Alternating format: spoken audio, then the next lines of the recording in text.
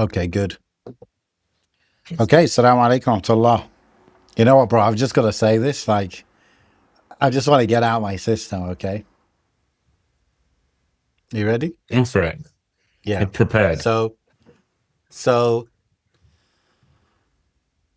these Western countries, they wanted you to change. They wanted you to develop in their way, but you did it your own way.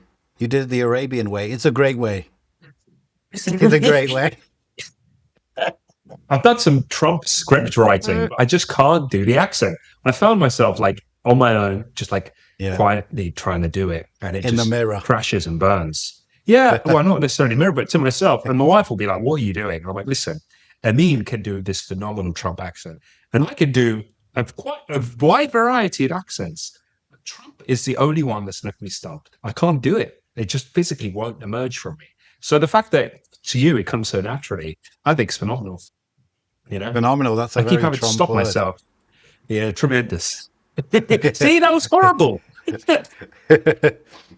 Bro, I don't know, for me that's like Trump quote of the year or something. The previous Trump quote was Islam hates us. Okay. Yeah. After I watched that whole after- thing, man. I Which watched his thing? whole speech. The recent His thing? whole hour. Yeah, it was like an hour or whatever. Yeah, the Riyadh thing, yeah. Yeah. Oh man, Yeah, apparently that like I was didn't watch it, but someone was telling me like he like goes on a tangent about Biden for like 10 minutes and then he'll come back and then I must have zoned out of that. Or to me, it was just like he was just glazing Saudi Arabia and then actually yeah, it was just Saudi Arabia at that point, wasn't it? He was just glazing. I thought, hey, you folks did this it your is way. You did it the Arabian way. It's a great way. It's a tremendous way. And then what did he say about Ahmed al-Shara? He because says, I got it written here. Young, attractive guy, tough guy, strong past, very strong past, fighter. oh, anyway, you can imagine all the political talk that went around that event and the different sides people were interpreting it. Oh, You know, there's it's all funny. I would sorts message going it. on. I would share. I'd share it in the group chat, and I would have this particular interpretation, and someone would have the complete opposite interpretation, and it's just Yeah. depending on what biases you probably hold. But that's not the topic of today, is it? We're going to do No. part 2 of our digital girlfriends. I mean, digital wives. I mean, Whoa. Yeah. So it can I be don't know, whatever where you do want it wanna- to be. Yeah. Where do you want to dive in? So last episode, I apologize for my audio. Hopefully this episode isn't like that. It could have been me. It could have been me. It could have been Erdogan's internet connection. Oh, wow, Adam. This week, we're going to do part 2 because we wanted to talk a little bit about, go more in depth on the implications of AI, ChatGPT, etc. on practicing Islam, I would say, and areas that pertain to Muslims. So we kind of touched upon a good place to start. We kind of touched upon khutbahs and khatibs using this, etc. Between last episode and this one, I saw a tweet of someone, Muslim guy I follow, and he was like, "Oh, it's so great that this day and age I can just use ChatGPT to come up with a khutbah because I rarely have time to do it." And he didn't strike me as an imam, but he must be like a khatib for like maybe a jama'ah in a university or something like that. But maybe he is an imam. I'm just I don't know, just doesn't necessarily present himself as one. But that's kind of what I was talking about. So it's creeping more and more into everyday life for the wider society, but specifically for Muslims. We love a good shortcut, don't we? We love a good shortcut in our cultures. Ad-Din yusr, ya akhi. Yeah. So what say you? Would you be tempted? Do you know anyone? Have you encountered anything like this? I reckon, bro, like it makes me think of like my YouTube video scripts, right? Where I would just riff into the microphone for however long, sometimes 20 minutes. And that whole rant, I would then put it into AI and then I would say, format it in this kind of structure or in this, order of things. And so it would just, but fundamentally, I always want it to be what I think and what I say, right? So that's how I would use it like that. And so I could imagine doing that for a khutbah. And I actually, I don't have much issue with that. Like, let's say I'm knowledgeable or whatever, and I've got ideas, and I'm using AI to format it into a khutbah. Maybe that would make khutbahs better. It would make them more engaging, make them more interesting, more storytelling, whatever it is, right? You can build up tension. You can, whatever it is, yani, that's doable. However, naturally, people will use it without not having the knowledge, without using their input. They'll just tell ChatGPT, write me a khutbah that is, 15 minutes long about the topic of patience. And they might take that and they might roll with it, right? They might read it word for word. I'm sure some people are doing that. Or they might just take it as bullet points. I don't know. I think that's cheapening the khutbah, to be honest. I think that's the khutbah is, remember, Yani, it's the place where most Muslims are going to get their weekly dose of the knowledge or just iman kind of booster or, that kind of thing. And so you have to, I think, treat it with a lot of respect, and you have to make sure it's a good khutbah. Now, if you have some sort of prompt which is like foolproof and it's really good and it's going to deliver good khutbahs, go for it. Maybe that's kind of fine. But I think when you put more effort into it, you have to guide it, right? So you have to think of a few things. You have to think of the authenticity of what is being said. You also have to think of your audience. Like, what do your audience need? What is relevant for your audience? And then you have to think of even you, the person delivering it, might deliver it differently or might say things or not say things based on who you are as well. So if you respect these kind of things, I think it's fine. But it should be given that respect, I think, What about you? I'd be fascinated to see, because I only ever see people reading from a khutbah who aren't necessarily too experienced in giving them, like reading notes. And I wouldn't say I've given khutbahs per se, but I've definitely given talks and presentations. And back in the early days, and doing dawah work and stuff, I used to give talks to groups and stuff like that, or those YouTube videos that we used to make. And none of that was scripted. And I've never really stuck to a script. I'm not able to. I can't do the whole reading off a piece of paper unless I'm literally having to. Like, my task is to read off a piece of paper. And even then, I can't help but interject. I talk a lot, so everybody knows that. Just check the sound waves when you're editing. So I'd be fascinated. I think, look, there is a lazy way of doing it, isn't there? Just copy paste. And I don't know. I think rarely have I ever copied and pasted something from ChatGPT and just left it as is. There's always a bit of tweaking, a bit of editing. Is that because I'm subconsciously trying to not let them know it's AI and I'm getting rid of all the telltale signs? Or am I really trying to inject my own personality into whatever I'm writing? So, I think for, I think there is actually a lot of masajid, not a lot of masajid, but a lot of khatibs that don't necessarily have a good grasp of the English language because English isn't their first language. And those who have got a grasp of the English language aren't necessarily that proficient in it. It's not like they've excelled in it at school, or it's kind of like an afterthought for a lot of people. Maybe a lot of the books they read are in Arabic. To be fair, I've read a lot of English translation of various books that are being sold in the UK. Islamic books like I don't know, like Ibn Qayyim's books, for example. Lots of short books and stuff. And I must admit, I have some of them I'm quite impressed by the translation. Some of them I'm like, oh, this is kind of weak English. This is kind of you could just words that we wouldn't use. Yeah, it's not just word. No, sorry. Sometimes the words that we wouldn't use are good to learn, and I like that because you'd find that in higher level, literature, in the English language. But I think it's some words are just not where they should be, and some words are just, the Arabic language is very complex, and there are some ways you can translate that in English that would really send that message across quite well. But some of it just seems a bit amateur.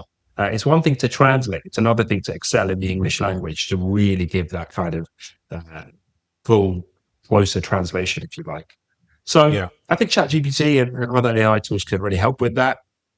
But the danger with here, which we can get into, is just when you start not proofreading the information, you start trusting it too much, And then you get kind of what we saw last time, some glaring mistakes with made up ayahs and made up ahadith, or even, I suppose, weak ahadith is one thing, but completely fabricated or made up ayahs of ahadith is another thing. Yeah. And people will point that out to you because we are part of a very strong oral tradition. People will just pick that up straight away. So that is the danger, I suppose. But you haven't come across it yourself yet, I suppose, have you? You went to school and you studied English, science, you studied maths. Then you went to university, studied engineering, economics, maybe computer science. But where along the line do you ever learn about how to be a man of character, how to be a man that takes action, how to have a resilient mindset, and to build yourself to become a man that you're proud of, especially the Islamic way? Because a lot of men, when they want to learn how should a man act in this situation, especially in 2025, they will either end up going left side to the feminism or right side to the red pill. Well, I wrote a book specifically that cuts through both of those, and it just goes to the source, to Islam, to show you how to be a man of character according to Islam. I've got a free chapter for you in the description. Click that link, check it out, and if you like it, you can get the whole book. No. I mean, I think at this point, bro, most Muslim countries, the khutbah is given by the government ministry or whatever relevant for that. And a lot of people are just reading out the, either word for word or they're following a certain topic. So that's in the Muslim world anyway. But you know what I think it will do? And I think it will do this for so many areas, right? But the khutbahs is one of them. The people who are bad at giving khutbah, it will raise their level actually. And the people who are good at giving khutbah, or they could give good khutbahs, if they use it and rely on it too much, it will actually make their khutbahs worse. Right. Yeah. I reckon that's what would happen. Where do you see the future? Where do you see that? I mean, just stepping into a bit of the future of it, though. Yeah. See, at the moment, it's quite broad, and maybe ChatGPT is a one-size-fits-all product. But with the API available and it being generally it's quite open source, isn't it? So you can kind of integrate it into your own platforms. I would like to see some point in the future more Muslim-based, Islamic-based sort of tools. For example, like it probably already does this, and it's probably already scraped IslamQA. But it'd be nice to get the IslamQA sort of data all into an AI model to be able to search more efficiently, as opposed to.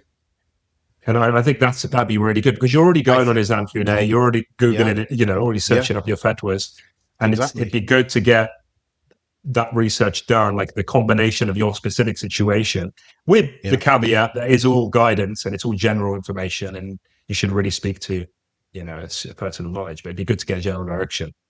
Yeah, bro, 100% that's going to happen. The reason being is, like we were saying, I hardly use Google anymore, right? I think you said the same thing. Yeah. So if I'm not using Google, why am I going to search Google and go to IslamQA and then maybe the answer in IslamQA is exactly what I was looking for. Maybe it's not, right? Or I go on IslamQA and I could search it within IslamQA, but it's the same concept. Google, the concept of searching and then there being like links to choose from, that's gone, bro, as far as I'm concerned. I know like loads of people are still using that, but the what's it called? The ship has sailed. The ship has sailed on that. Yeah. So I don't see any reason why in 5 years or 3 years, IslamQA won't be an LLM kind of interface. Like, why wouldn't it be, right? It's just all you have to do is like, so like if you ask ChatGPT about a certain fatwa or whatever, it could give you the answer and it could even give you the source where it got that answer from, right? Like a specific web page. But you can't be 100% sure that it's not got parts of that from elsewhere, okay? However, if you use Notebook LM, it only will give you the answer from the sources you give it, right? So then why can't we just do that? Why, like, I reckon even me, right, non-technical person, if I had all the questions and answers of IslamQA in like a database, I could feed that into the AI using API or whatever, and I could give it strict instructions like, only to source from this database, and it'll be an interface where you can find the answer. Yeah. What I'm not sure of though is sometimes you want the answer to a question and that question hasn't been answered. So what would course. happen then? Would the AI be able to say, I don't know? Because it never usually says I don't know. Because the way it works is that it will just always give some answer, even that if the answer is terrible. Yeah. Well, although that's based on the instructions it has. So if it had certain parameters that would be, Yeah.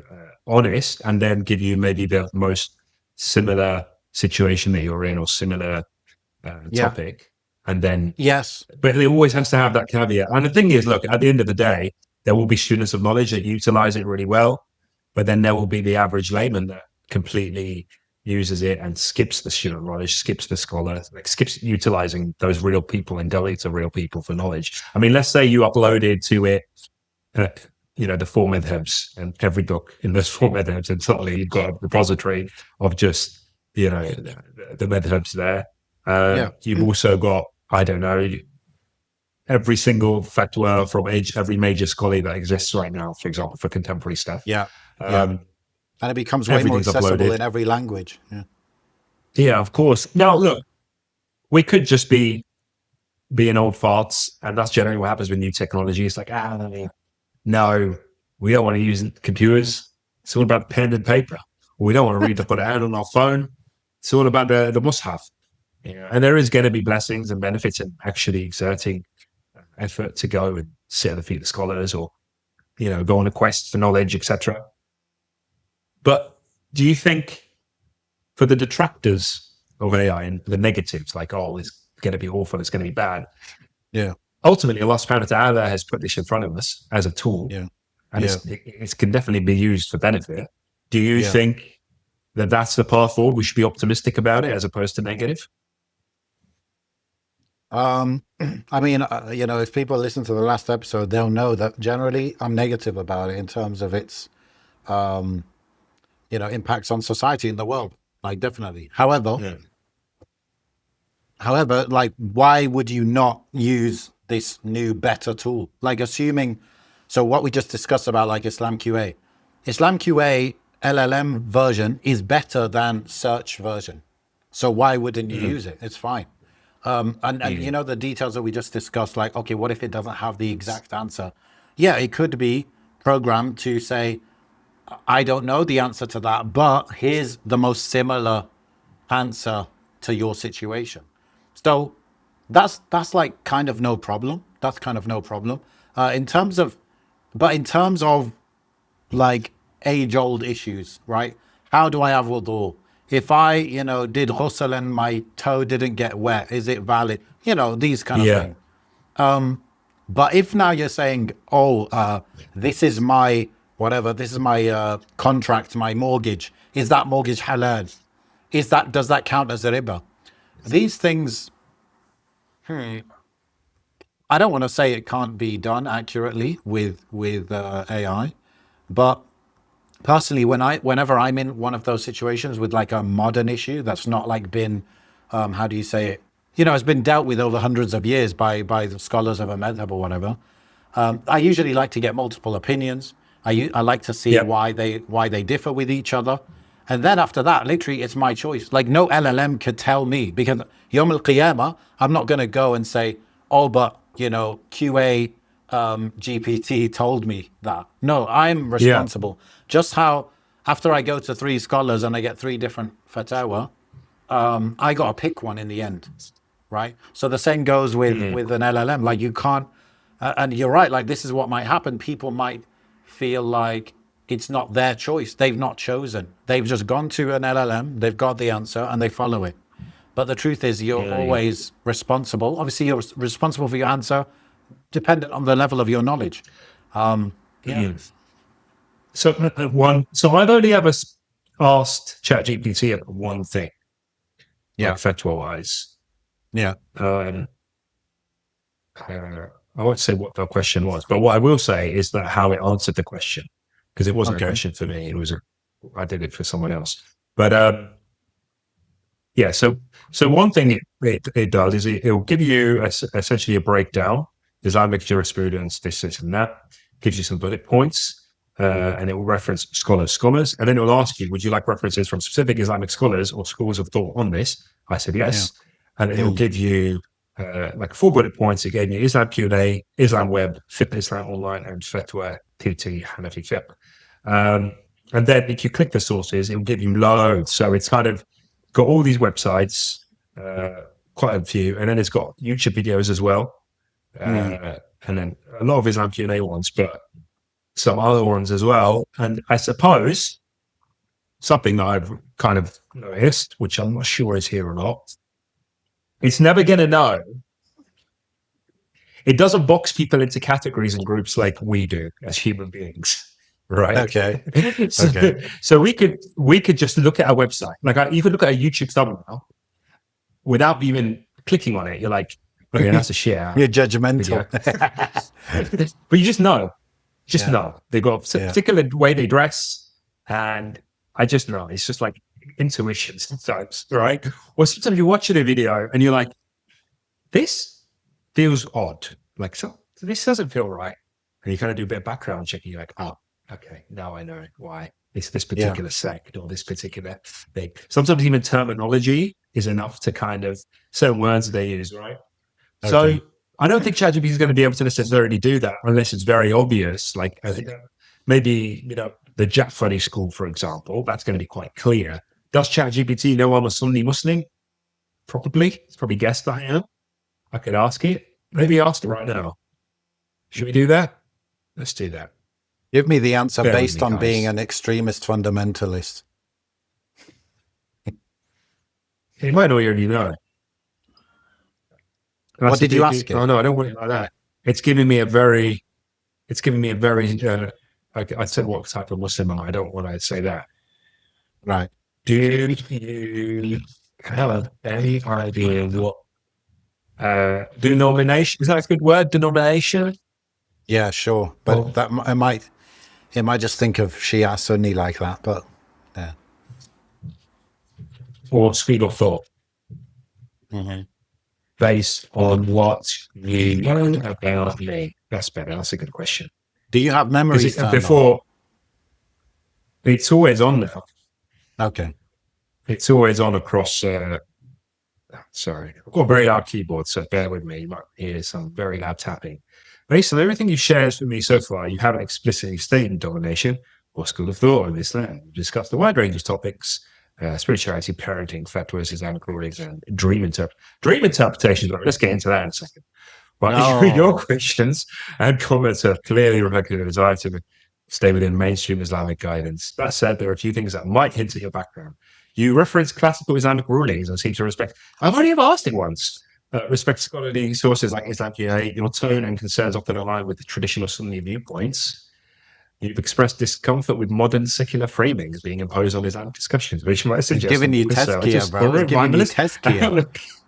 You've shown interest in dream interpretation. Some people say, is it more emphasizing Sufi or spiritually inclined circles? Though that alone doesn't indicate affiliation. However, none of this gives any conclusion. Blah blah blah blah blah. So it's leaning towards Sunni, etc., which is fine. It's kind of aware of the differences, I suppose. Yeah, of course, it's aware, I guess. I'll tell you real life example. I asked it very specifically. I said, "What is the Hanbali ruling on a man praying in the masjid?" Okay, right. And it said, I think I asked it for the Mu'tamid, like of the madhab. So it said, yeah, this is the ruling, So praying in Jama'ah is Fard Ain, and praying in the masjid is Fard if you can hear the adhan or whatever. Okay. Then I said, okay, is there any other view on that? Like within the madhab, are there any other views? Like I know that's the Mu'tamid, but what else? So then it said, yes, some said this and some said that, but it's very minor, like views within the madhab. Then yesterday I was on a class, like I take these online classes with the sheikh, and I mentioned something to him like, it's a man has to pray in the masjid basically, and then he said, that's not the Hanbali view. So I don't know if he just, Okay. I don't know if he follows a different opinion within the madhab or what. But like years ago when I was studying Hanbali fiqh, I remember learning that yes, it's fard to pray in the masjid, and then even ChatGPT said the same thing, but then he said no. So that shows, maybe I should check with him and see Yeah. why he's saying that. But that shows maybe something that you can't just take it. I even told it. I said, okay, because I don't believe any facts that it gives me, right? I don't think I should believe facts. So I said, Yeah. okay, you said that that's the rule, that's the ruling of the madhab, the mu'tamid. Where is it found? Is it, for example, did Ibn Qudama say that? And they said yes, Ibn Qudama said that, and so said that, and so like the main founders of the madhab. So that kind of convinced me, and then I was like, okay, but give me exact quotes from their books, yani. Yeah. And then I'm trying to remember whether it was able to do that or not. It might have actually been able to do that. So it was quite convincing in that sense. But maybe to actually fully be sure that it's not like hallucinating or whatever, I should ask it for like a link and then go to that link where the quote is there, you know. That would be like a final check. Yeah, I suppose it's only ever scraping information on the internet as opposed to having it fed the books themselves, which a lot of them aren't actually on the internet in a legible format. You know, they might be That's true. scans of books, but it won't be a scan of every book. Yeah. And it won't be where they can access, you know, all the Arabic information that's out there, which a lot of it has. Yeah. But probably not to the same extent as English information. So I think, bro, there's no reason that you wouldn't have IslamQA GPT and it being very reliable. And that would be like, you know, instead of people going to ChatGPT and asking fatwa, I think a lot of people would understand that, no, I don't use that. I don't fully trust that. I go to this thing, which is trusted, and there's like a sheikh behind it who is saying like, no, I've checked everything and it does check out. And I think that would be like the new go-to thing. And so now it's upon like IslamQA, they need to like disrupt themselves and they need to be the ones that come up with that chat interface for rulings. Yeah. Right. Well, segueing into what I said earlier about dreams, because I should have made this the topic previously, but it's a good opportunity to get into this now, because this was like a low-hanging fruit for me. So I was speaking to a friend, and he's the one who told me about, he uses it for therapy, et cetera, et cetera. And he made like an offhand comment about how amazing it is for dream interpretation. And immediately I recoiled. I was like, look, dude, there's like not even people that are good at dream interpretation. Like, I don't know people in my life that I could go to and be like, interpret this dream for me. It's almost like a far off mystical science that no one ever has formally studied and that I know. Well, not really. I'm talking about in my circles, in my environment, you know. So there are going to be people and shuyukh and people of knowledge out there. Yeah. And there is, you know, there's actually a video series by Mufti Munir on this topic. He did one video and it was meant to be a series and he never did any more. It was like meant to be like, it was meant to be like, it's like 6 years ago or something I found it. And I was like, sweet, look, I showed my wife, I was like, this amazing series, can't wait. And then it just never continued. Or maybe I missed it. Anyway. Abdul Kawi? Yeah. You'll be shocked. So I was, so I kept thinking about this and I was just like, man, there's so many dreams I've had.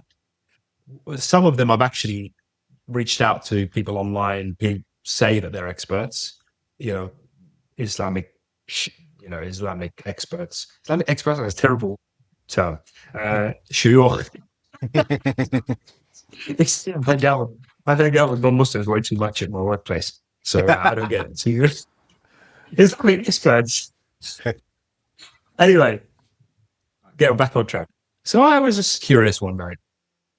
I said, you know what? I've been really thinking a lot about that. Let me ask ChatGPT how good it is.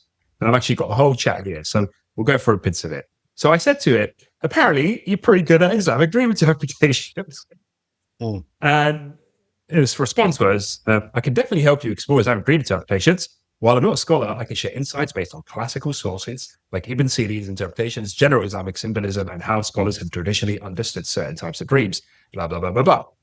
I said, give me a rundown of how you would typically interpret a dream then. So let's see how it's, doing this information. Mm. So let's just skim through. So it's given me the type of dream. So it's given me, which I know to be accurate, the 3 types of dreams. It says there's true dreams, from Allah, meaningful, sometimes symbolic, sometimes direct, often remembered clearly. And then it's got confused dreams, which are hun, from shaitan, disturbing, nonsensical, or scary. And then it's got personal / inner self, nefs dreams. So your subconscious, anxieties, thoughts, reflections, your daily life, etc., etc. So I was like, okay, that's a good start. Yeah, it's very good. Yeah. And then you got consider the dreamer's context. So age and gender, religious practice and spiritual state, occupational, recent events, emotional, mental condition. For example, seeing a lion might mean something different for a scholar versus a soldier. We're getting into territory I'm not too aware of. And then you've got focus on the symbols. So Ibn Sirin's method, I break down symbols in the dream. People, known versus unknown, dead versus living, how do you feel about them? Animals, each has a meaning. So snakes often represent enemies or hidden threats. Colors, white often symbolizes purity. Green is associated with Islam. Red could mean danger or passion. And then there's some other ones, flying and falling and water and lots of different things. So it's given me a list of sort of topic areas and what they could mean. And then you've got interpretation based on Quran and Sunnah. So Quranic stories, and such as Prophet Yusuf Salam's dream interpretations, and ahadith, seeing the Prophet Sallallahu in a dream is true, as an example. And then scholarly texts like Tafsir al-Ashlam by Ibn Sirin or Iman and Nabulsi's work. And then your feelings matter. So how I feel about the dream is also, it goes into that. And then the final heading was final field said guidance, not law. Even the greatest scholars treat dreams as potential signs, not definitive evidence or commands. Interpretation is not always 100% accurate and it's not a substitute for Quran and Sunnah. Right. So before we get into the rest of this, how do you feel about that as a ChatGPT introduction into dream interpretation? How does that make you feel when I say I'm ready to load my dreams into it right now. And I'm sure anyone listening probably never thought about it and thought, oh, that sounds enticing. Enticing. So with that kind of background and foundation set, I was a bit like, oh, okay, this might be an interesting experiment. I put one dream in and it gave me an amazing, explanation. That made sense. It wasn't like, the thing is with dream interpretations is when dreams happen, when someone tells me of a dream, I already have an inclination of what that meant a lot of the time. Sometimes there's some things that are a bit, I don't know. But for those dreams that are like, these are obvious, they're not confused dreams about my day. They're definitely something, that's from Allah subhanahu wa ta'ala. You just know it. It's so vivid. You can remember it years down the line. And for those dreams, if someone was to interpret it for me, or even me trying to interpret it myself, I kind of get it, and I'll share one because it is a very powerful dream to me. It's one of the most incredible dreams I've ever had. And I already kind of knew what it meant. But seeing ChatGPT explain it was an added kind of benefit. Okay. So this is quite a personal dream, and I'll share it for the benefit. And I think it will be worth it because I know you're not really meant to share good dreams to everyone, but this is my Heist and we're a small family. So I think we'll benefit from this. So unless you think it's a bad idea, what do you think? I mean, it's not like... No, my ears are perked up. Yeah, you know me, I'm an overshare. So, but I found in my notes a dream that I wrote back, when my dad, I think it's just after my dad died or something. And I think I sent it to a sheikh, but I lost the audio voice note he sent me. So I couldn't remember what the interpretation was. And some of these shuyukh do so many of them that they're very quite short and, you're not going to get a whole document they can keep. So I lost that voice note. I thought, oh, here's the same one I sent. Let me send it here, see what it says. Yeah. So here we go. So I said, here's one I sent to a scholar previously. So I said, a little bit of background. My father was diagnosed with late-stage cancer in 2020, which shook me and my family. But alhamdulillah, he was far from practicing the deen initially, but his illness during the grace of Allah has caused him to stop praying and engaging in fundamentals and making serious tawbah. He has since returned to his Lord back in January. So this was back then, 2022. Yeah, 2022. But this dream I had was before he died, even though I never saw an interpretation. So it's a dream about my dad. It's before he died, but he was already diagnosed, and he was on his path back to Allah subhanahu wa ta'ala. So this was a dream. The dream I had was that I was in his company on way to perform Hajj. There was a huge queue of people awaiting entry.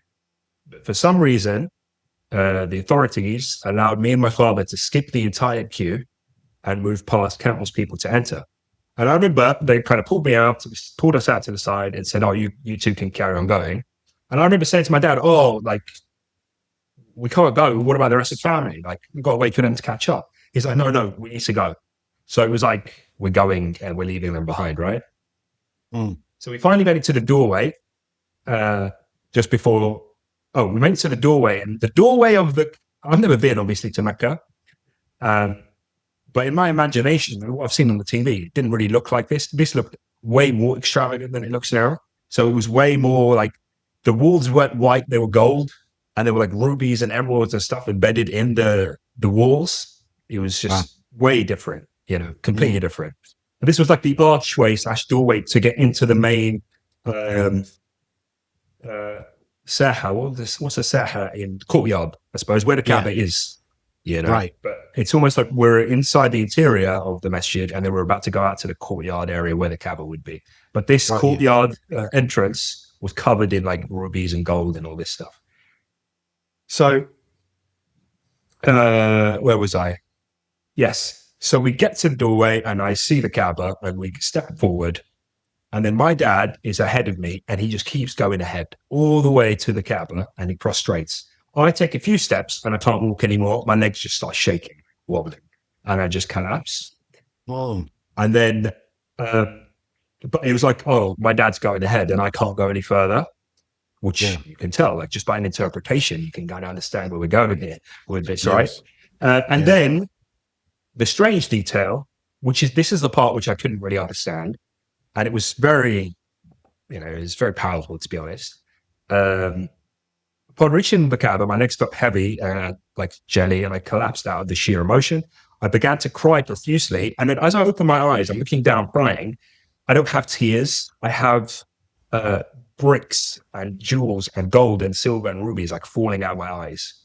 Whoa. I thought I was, it was crazy. So it wasn't tears. Like I opened my eyes and I could literally see like jewels falling out. That's like your video game like imagination.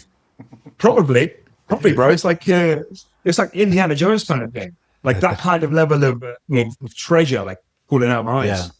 Anyway, so neither me and my dad had been to Mecca before. The Haram itself didn't look like it does today. It looked a lot more extravagant, lots more gold and jewels and stuff everywhere, pearls and diamonds or whatever. That was the dream. That's all I remember.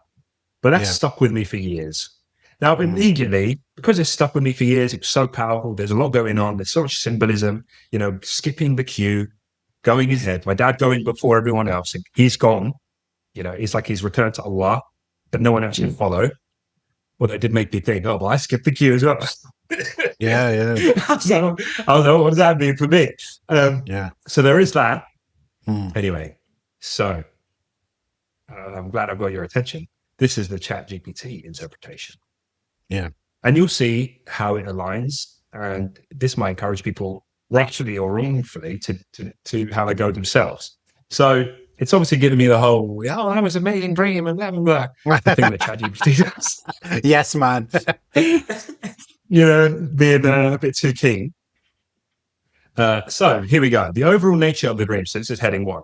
This appears to be a Sanisha. It's emotionally powerful, spiritually centered, rich in symbolic detail, experienced before your father's passing, a time when the veil between this life and the barzakh can be thin, especially with illness and sincere tawbah. Where it's getting that from, I mean, it makes sense to me. But once again, I haven't asked it to provide definitive sources for every statement it makes, right? Yeah. So the core themes and their interpretation. A journey to Hajj with your father. Hajj in dreams symbolizes forgiveness, a new beginning, and returning to Allah, and possibly approaching the end of life in a purified state. Going with your father indicates that your paths were intertwined in the spiritual journey. This could reflect your father's tawbah and your own role in supporting or witnessing his return to Allah. Now, pause on that. How many episodes of Mind Heist did we do on this topic since September 2017? you know, the struggle of trying to get my dad to pray, or that relation, that tension between us of trying to get him there, you know, basically on board with the program, you know, the challenges, right? And remember, I had this dream before he passed away. So there's a key thing there. So skipping the queue may symbolize divine favor or an accepted repentance, Allah making the path easier for him in a time many may be held back or delayed. Your father's insistence to go ahead and not wait suggests a form of urgency, possibly hinting at his approaching departure from this world, or his being allowed to proceed towards Allah before others. So far, that makes sense to me. Nothing it's said there is glaringly, you know, glaringly wrong. And and if you were to sit on that and think about all the factors and reflect upon that dream, you'd probably come to that conclusion yourself. Okay, skipping the queue. Is that what you thought without, you know, asking anyone? Have you ever bought something from a shop and then you want to return it? You want to get your money back, but you just keep delaying actually going back to that shop to return it, give the receipt, and get the money back. This is what might be happening if you're procrastinating. You've got something that you can really make a big go at. You can achieve big things in your life, but you keep putting it off until one day it'll be too late. If that's you and you're a Muslim man and you've got big ambitions for your life, but you're not taking action on them, you're procrastinating about it, then check out my YouTube channel, because every single video there is for people like you, to help you. So check out the link in the description and you're going to enjoy those videos if that sounds like you. So I thought, so there's two elements of going ahead. There's a going ahead when we already stepped. Sorry, there's going ahead when we skipped the queue, and there's a going ahead when we got to the Kaaba. He carried on ahead. Those two seemed important to me. The skipping the queue could have been, you know, he's leaving and he's going to pass away now. But it also, I never really thought about that. Oh, it's accepted repentance, like he's getting preferential treatment compared to everyone else. So that makes sense as well. Could be, but it's not something that you would know without. You couldn't say, "Oh, Allah has forgiven him." I wouldn't know that unless someone would suggest that. You know, I couldn't know that. So the second thing, so the doorway before the Kaaba. So we spoke about, you know, this was a doorway and it was all adorned, etc. So this is a powerful symbol. Doorways in dreams represent transitions, especially spiritual ones. Being on the threshold before seeing the Kaaba may symbolize being close to direct connection with Allah or witnessing a divine reality. Your father sitting ahead of you in front of the Kaaba may indicate he has arrived at his destination even before you, and he's in a place of honor acceptance. Both those things make sense to me, you know? Yeah. So my gut feeling was that I remember coming across a narration, or even it was a lecture years ago, and I've never really come across it again, where it speaks about there's like two Kaabas, right? There's one on the earth and there's one in Jannah, in the next life. And it's almost like they're a mirror reflection of each other. I could be making that up, but it's like a vague thing in my mind. That's some quantum stuff. Well, you need to look it up now, because it doesn't sound familiar to you, does it? Unless you have come across it. No, it rings a bell. It rings a bell, but it just made me think of, you know, the quantum theory of like there's twin particles and all that. Yeah. Let me quickly look it up, because initially, in Islamic tradition, there is a celestial Kaaba in Jannah known as Bayt al-Ma'mur. This is a replica of the Kaaba in Mecca, which is located in the seventh sky. It's said that 70,000 angels worship at Bayt al-Ma'mur continuously, and they return to Earth according to right, this or that. So that I think that might have been what I came across. I don't know how accurate that is. I remember coming across it when I first started practicing, but my gut feeling after that dream was that was what that was. That's why it was like similar to the Kaaba, but not the same. Right. You know? Okay. You know, and if it is a real thing, and obviously someone can correct us, that's what my gut feeling was. It's like, okay, I know the Kaaba, but this isn't Mecca. This is somewhere else. Wow. As in, I feel like it's at the Kaaba. It's at the Kaaba, but it's almost like a different version, like an alternative reality of it. Last thing. So we're at crying. So the emotional collapse you describe is in line with what the righteous feel when drawing near to the divine. The fact that you collapsed before seeing the Kaaba may mean you were overcome by a closeness to Allah and before fully grasping it. And there's still more for you to see and experience spiritually, but the door is open. See, that was completely open to interpretation. It wasn't something I was going to deny or accept. However, the collapsing bit, it could have been like a barrier that I can't go into the next life yet. Like I physically, but it didn't come across to me like I hit an invisible wall, like a video game. You know, Mm. it was more like, you know how, if a lost mentality reveals himself to the mountain crumbles. Yeah. It was almost like that realm, whatever's past this point, is too much for my mortal body to deal with. It's just Right. too overwhelming. And I physically couldn't walk further. Like, even if I tried, my legs just wouldn't be able. It's like turned into jelly. And Yeah. I don't know if your legs have ever turned into jelly before, but you start wobbling because you see something that either makes you nervous or catches you off guard or is just overwhelming. And it's happened to me in the police a couple of times, actually. It's thinking so. Really? When you're just not expecting the threat, it comes out of nowhere. And for a split second, you just wobble. Wow. Your legs just aren't, Yeah. you're not ready for that confrontation. It just comes out of nowhere. Those Yeah. are the ones that surprise you. Mm. So that's, the only times I've ever felt that. And then finally, almost finally, I've got child crying. Hopefully it doesn't barge in. Crying gold and silver.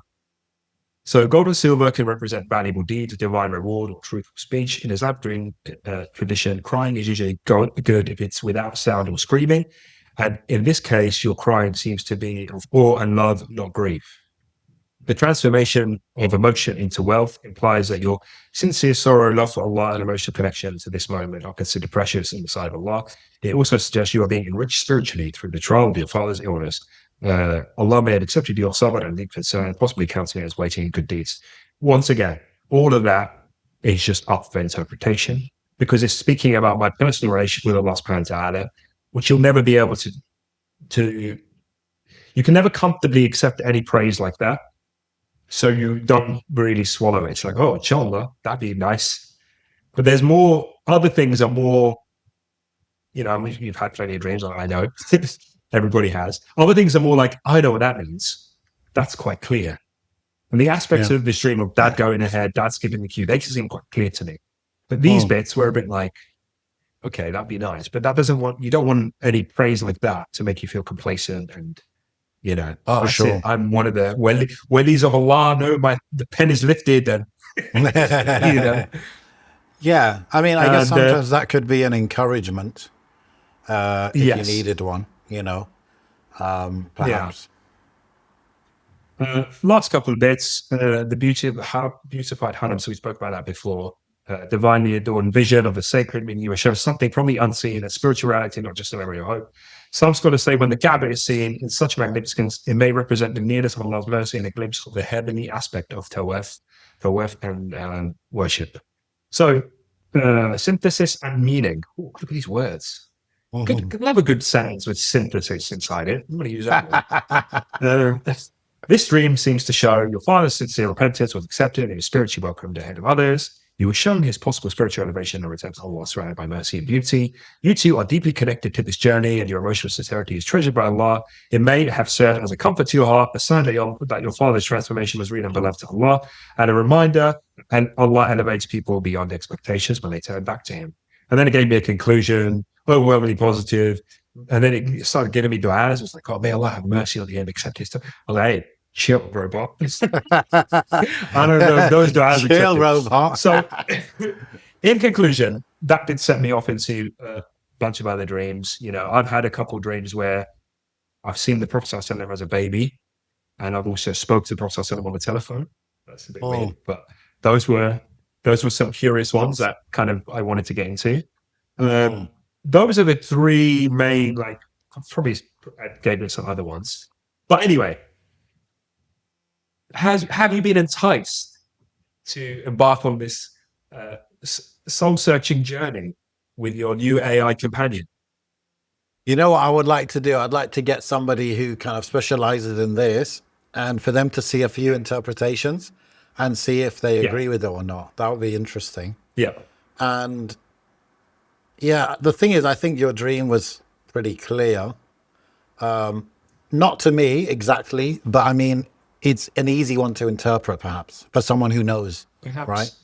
Like specifically, the door thing, yeah, like it just seems so clear. Like the door is the phase of him turning to Allah, and then him going without you is when he passes away. And Yeah. so it's like those two transitions. But it's a beautiful dream, bro. It's a beautiful dream. You know, that's the thing with true dreams. They're from Allah subhanahu wa ta'ala. They shouldn't necessarily need much interpretation. You can kind of get it, right? I've had, like, Maybe I had not. another dream. Mm. Well, kind of, okay, I'll give you another example. I had a dream after he died. I've had quite a few dreams after he died, especially shortly after. Because there's these conflicting dreams you have that you're probably more nafsi, where you dream about your dad, but your mind's a conflict. And you may have had dreams like that about your mother, of course, Allah yarhamha, where you're like, you dream about her, but you know that she's not here. You know that, well, at least I knew that my dad wasn't alive, but I was having dreams about him that he was. And I was angry in my dreams because I was like, you're not here. Like, this isn't right. Something is off. This doesn't make sense. And I would like act out in my dream, like, what is going on? Everyone's acting normal. This isn't right. Like, imagine if you're, you'd know you're dreaming. But I didn't know. I was like, what is this betrayal? Like, you're meant to be dead. How are you here? And then it was like trying to make sense of it. And was there a mistake? And how did you get out of the grave? And those kind of things. But the first dream I ever had of him after he left, and I asked ChatGPT this, but there's no need for it, I think, because it's so easy, is that after he died, I had a dream that I walked into this room. It was like there was a big table in the middle, and my dad was sat at the table, but there was like loads of other figures around, but they're all blurry. Like, it's almost like, once again, you get like a viewport into the Buddhism, but you can't see anything but what you're allowed to see. So I could see the table, I could see him, but anyone else there, whether it was, other people that had passed away or angels, wherever, they were just like these blurry figures. And I interpreted them as angels because I walk up to my dad and I asked him, I said, oh, Dad, how are they treating you? It wasn't, oh, something separate. It's like I knew he'd died. I knew where he was. So I'm asking, how are they treating you? And he goes, alhamdulillah, alhamdulillah, they're treating me good. And that was all I can remember. Now that is a very cut and dry, I knew what that meant when I woke up. So you won't always eat, but it didn't stop me from asking. Me from asking. But once you're on a roll, you're on a roll, right? So look, I feel guilty doing this, and it feels somewhat wrong on a level. But at the same time, like, it's not telling me anything that I feel like, oh, that's wrong. That doesn't sound right. Oh, rubies means you're gonna stub your toe on the 24th of November. Like, if it said something like that, if you get into that territory, then you're like, whoa, actually, no, that sounds like witchcraft. Chill out. But these are like general themes. So I could carry on this conversation and ask, okay, for this particular part, where did you get that from? What's the source for every bullet point you've given me? Give me a source, give me a precedent for it. That'd probably be a good experiment. Yeah. But what are your thoughts overall? Dream interpretation. I think this is cutting edge, bro. Yeah. I haven't seen anyone apart from the brother who told me. I haven't seen anyone speak about doing this. What I understand is that it's one of those things that can be AI-ified, because what do you need to interpret dreams? You need to know the Quran and Sunnah. Like, you need to, like, it's better if you know the whole Quran, right? And then you need to know what these things in the Quran symbolize. Or even if you don't know what they symbolize, if you know the Quran, then you could think, okay, where is there an ayah about that? And it could give you an indication, right? So, like, LLMs are good for that because they could just store all kinds of information and access it kind of simultaneously. So they seem to be good at that. But then it's just about locking down the information source. But I do think, I'm going to ask my friend about this because he's very much into dream interpretation. And I'm going to ask him, like, how much of it, because obviously there's going to be some things in dreams where there's nothing in the Quran and Sunnah, right? or course. maybe not. There's nothing, but there's like there are two things in the Quran about that, and one is like good and one's bad. So, how would you lean towards one versus the other? Maybe it's the wider context of the dream. Maybe it's the wider context of your life or something. So it might be one of them ones where the LLM needs to ask you follow-up questions, to interpret it. Yes, But again, I think true. it's if anything, bro, dream interpretation, we could be more lenient with that than with fatwa, of course. So if we could have, IslamQA GPT, why can't we have, Tafsir al-Ahlam GPT? I think, it just needs to be, built by somebody we trust and locked down to a certain sources, right? Only, and let's go to town with it. I think a lot of people, they don't get their dreams interpreted because they don't know who to go to or whatever. True. So it's the True. golden age of dream interpretation. So yeah, at one point I said to my friend after we did this, I said to him, "Hey, do you know how much money we could make? Yeah. We could just make a service." And look, this is going to happen sooner than later. It won't be me making it, I promise you, but someone will catch on, maybe even after this podcast. When they make a service, they present themselves as some sort of person of knowledge and dream interpretation. You give me as the customer the dream, I put it in, I give you 24 hours, but really it took me 5 minutes, and I give it back to you, and I take a nice tasty fee, and that will exist. And I'm sure, imagine this for the world, part of the world that isn't too caught up with AI. Knowledgeable or Like, careful, I would become Oh, right. Yeah. I would become the next wizard that would have been there in the village. Nostradamus. Yeah. Yeah, they're queuing up to get to me, bro. So I'd be like that chuff guy. You know the chuff guy in I don't know what country he's in. You ever see him where he's like blowing on the microphone and everybody's that holding dude, their yeah. heads like this? That dude, yeah. So, look, while you were speaking, I did ask it, because I went to the bottom and I said, "Oh, for the first stream, what did I say? I said, for that first stream, give me sources for all the key parts you provided." I'm not going through the whole thing, but it's giving me, okay, number one, Ruqya Salihah, what that means, and here's some examples. So it's giving me some hadith, Sahih Muslim, Sahih Bukhari, Sahih Muslim, Sahih Bukhari. Whoever sees me in a dream has truly seen me, shaitan cannot imitate me. This dream didn't have the Prophet in it, so I don't know why that's relevant. But the most truthful of you in speech are the most truthful in dreams. Once again, you don't know how truthful I am. Nothing remains a prophethood except glad tidings. They said, what are glad tidings? You replied, true dreams. That's Sahih Bukhari 6989. You once again, you have to go and check that, whether that's authentic or exists at all or whatever. So that's just on Ruqya Salihah in general. Then you got Hajj. So seeing Hajj, it's given a quote from Ibn Sirin. Hajj in a dream indicates religiousness, forgiveness of acts, safety, and fulfillment of obligations. Tafsir al-Ahlam by Ibn Sirin.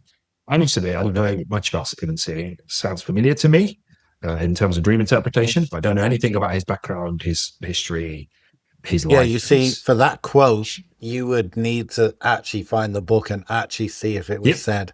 Because just within the ChatGPT interface, it's not really... of course, 100%. for all of this. Yeah. We've got skipping the queue. So this is a part where it didn't have a source, but it's extrapolated from the Quran. So it says, skipping the queue, while not directly referencing hadith, symbolically this aligns with divine facilitation, forgiveness, or a soul being honored ahead of others, consistent with, and so this is sort of like Ankabut, and we shall surely guide those who strive for our cause to our ways. Sort of the illness. Okay. And Allah invites... I don't know. I'd have to open up and double check. And Allah invites to the home of peace and guides whom He wills to a straight path. It can also apply while it's still being accepted. And so once again, it's like this is I suppose if you did a deep dream interpretation with the deep research mode on, you could see how it thought about everything. That would be so interesting. Yeah, that would be fascinating. And then you've got the doorway. So Sahih Muslim. The gates of heaven are open on Mondays and Thursdays. So once again, it's okay. There's gates. There's heaven. Gates of heaven open on Mondays and Thursdays. And every servant who doesn't associate anything with Allah, it's how they're forgiven. I can't remember what they had to do. There's a hadith that I'm reminded of, where I think it was Sayyidina Umar. He was talking to Hudayfa bin Yaman about this hadith about there's a door, and I think Hudayfa was saying there's a door that once it is opened, it cannot be closed. You heard this hadith? Okay. No. Yeah, so Elaborate. I'm very much just trying to remember what I can of it. But there's a door, because Hudayfa bin Yaman, he's known for asking the Prophet ﷺ about like the fitan and the end times and the difficulties, Yes. right? Basically, that will come. So he was mentioning that there's a door that once it's open, it can't be closed. And then Omar asked him, "Is the door opened or is it broken?" And he said it's broken. Right. And he said once this door is broken, then basically some sort of like fitan will start and it will never stop again. Right. I believe, if I'm taking this from my memory, but that fitan is basically Muslims fighting each other, something like that. So then Yes. Omar, I think, left after that. And then someone else came and they said, "Is that door Omar?" And he said yes. And the door breaking is representing him being killed. Right. So that's door in a hadith, because obviously Hudayfa is relating this from the Prophet ﷺ. So yeah, that just came to mind when he mentioned doors. Yeah. Of course. And that's another thing. Like, it needs to know enough about you as a person to then know which parts are unique to your experience or relate to your experience or something you. And that's a bit tougher to do, right? Yes. Um, Exactly. although, But again, I think it's fully doable. I think, you know what I wish? I wish LLMs would say no sometimes, or say I don't know, or say I can't, like I could give you a 50% good answer like this, but if you answer these Yeah. 3 questions, I'll give you a much better one. I wish it would be more like that. And then it could do that with this. So it could ask you follow-up questions. That would be useful. I think the default is always going to be quite keen. But I gave it a prompt instruction, like an overall one once, which was like, I said this last time, which was really quite militant and quite shorthanded. And it would just reply no, or, very blunt. If he didn't know, it would just be blunt. And it just had no personality. It just drained. And I went back to the default because I said, this is. You're like, put some respect on my name. Well, I had one as a test where it was like what it is now, but on overdrive, where it's literally infatuated with me. And I, once again, freaked out by that as well, because it gave me a sort of glimpse at how maybe some people are using this. The lonely types, the incels. Yeah. That's probably how they're using it. Be my. Some people want their girlfriend wives or to my be wife like or that, whatever. innit? So they can always have. Yeah. Be my ideal wife and speak to me with ideal, you know what I mean? Like something like that. Anyway, so that is possible. Anyway, so And every it goes answer into lots you of give other me ones. with dinner is served, sir. Sir. Call me sir after every response. Yeah. Uh, But look, one thing. oh, here we go. Yeah, Here we go. Sorry, just right at the end of everything, it gave me like a nice table. It said summary of sources, and it says, All right. Hajj, Ibn Sirin, skipping the queue, Surah 1025, doorway, and then we'll see Kaaba on the conscience of Allah, Ibn Sirin. So, yes, that was quite an interesting. So, all its sources are either Bukhari, a Muslim, the Quran, or Ibn Sirin and Nabulsi. Right. So that seems to be where it's getting everything from. Yeah, bro. For me, this stuff is like, yeah, definitely like, why not? As long as it's done in a careful way. But what about this, bro? We are on the cusp of extremely realistic, like deep fake kind of videos, voice, etc. It kind of makes me think of the Dajjal bringing people's parents back to life and stuff, right? This stuff could be very powerful, like emotionally and stuff. And I guess, we can't answer that, but it makes you think about, when the Dajjal has these seeming miracles, is it really supernatural in that sense? Or is it like Sam Altman pressing some buttons from the background? I've always interpreted my understanding of the Dajjal, and I'm not a Shia, but my understanding is everything is like physical. There's no like, some people I've seen lean towards a symbolism thing, maybe a bit too much. It's like, oh, the desert actually represents this system. And when the hadith speaks about this physically happening, it's actually a symbolism and it's meant to be this thing. And when I'm like, well, I don't know. I'm of the view that it is what it is and that's the way it's going to be. Some people have interpreted a lot of that to mean, a lot of those kind of end time hadith to mean, okay, technology. How we found with swords and shields? Okay, well, that means there's no more tech or whatever. Yeah. And that's a possibility. Allah knows best. So Yeah. I think there are plenty of hadith before you even get to the Dajjal that reflect the times we live in, about lies increasing, about the truthful one being, lied upon, etc., and not trusted, and the untrustworthy one being the one that people listen to and is trusted, etc., etc. And just the general chaos and the fakeness and the trials and tribulations, and this is can't part and parcel. trust what's it called? You disbelieve in the truthful person and you believe the liar. Of course, absolutely. Yeah. Oh, I mean, even going to sleep as a Muslim, or what was the one? It was like waking up a Muslim and sleeping as a kafir or something like that. Like, just and people vice going in versa. and out of Islam so quickly, and just the general chaos. Let's just call it what it is: And the speed anarchy of and chaos change, that the dunya yeah. is. Absolutely, and I was doing a training course thing this week, and the trainer is actually, what is he, about 67? About 65, I think he was 65 years old, and he was teaching us about some engineering stuff, and he was just saying how the amount of progress he's seen in just his lifetime far exceeds like the 1,000 years before him, or something like that.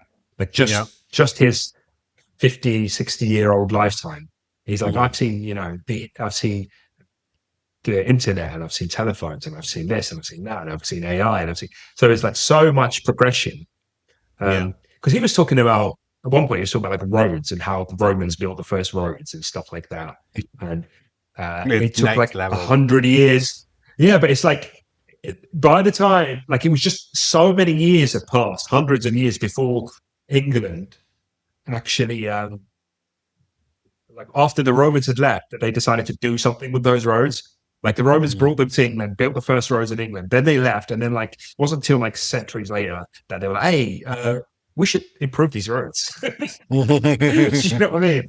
Whilst now it's like, okay, this came out, and the next few years, oh no, there's a better version, and there's just this constant need to excel and get better and better and better. Yeah. That there's new developments and discoveries. I mean, just look at our lifetime.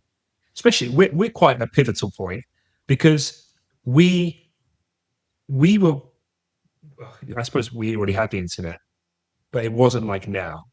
Bro, Like, I we didn't had have internet until I was computers. like 15. Oh, okay, but they existed, is what I'm saying. You maybe, but I had no, relationship with No it concept. whatsoever. Really? Yeah, I guess so. Okay, I remember having a computer in our house when I was 6, but like 6 is when memories form generally, so it could have been before that. Windows 95, so we had that.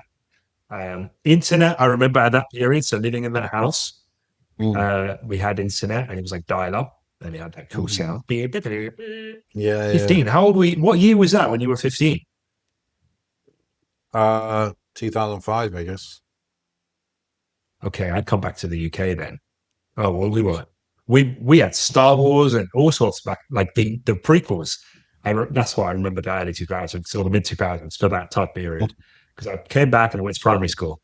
Bro, they had everything by then. You had little phones, little mobile phones. Yeah, I wasn't in the UK, innit? So we were like a bit behind. I don't think my parents weren't in a hurry to get this stuff either, So. I guess so. Yeah. The world had it, and like we've seen so many things, and I think just the first smartphone and the Wi-Fi. Yeah, becoming. We've seen a lot. Wi-Fi. But what we've seen is probably going to be dwarfed by what we will see, depending how long we live. Maybe you're right. Like Yeah. AI is just an accelerant, right, of everything. So if you think of pretty much any innovation in the world that's happening, AI will accelerate that. And I Yeah. was listening actually to an interview with what's the name, the CEO of Google, and he was talking about quantum computing, and he's saying like we're Course, yeah. working on, of course we're working on that, and that's one of our projects and stuff. He said, I think we need 3 to 5 years for it to kind of become really like usable, and he said we will offer it as part of our cloud services, right? So you'll be able to access Yeah. quantum computing level power via the cloud, okay? Yeah. Now, when you add AI to quantum computing, the level of power it has to basically spin up potential solutions and test things like we talked about last episode, it's just next level. So the everything will accelerate. Everything will just accelerate. Like if it's going the way, Yanni, we think it is, and it's gonna Yeah. be. It's I think it's gonna be just like humans have never experienced that level of change. Even if you think of in our lifetime, that's a lot of change, right? But it yeah. probably will be way more than that. And how do you? I can't fathom it. I don't think anyone can fathom it. Well, People are being positive about it, but I think it's going to be more like it's going to be like how like a 75-year-old now he struggles to use his phone, bro. We might be yeah. like that in five Yeah, years. of We might course. be struggling to use whatever is mainstream.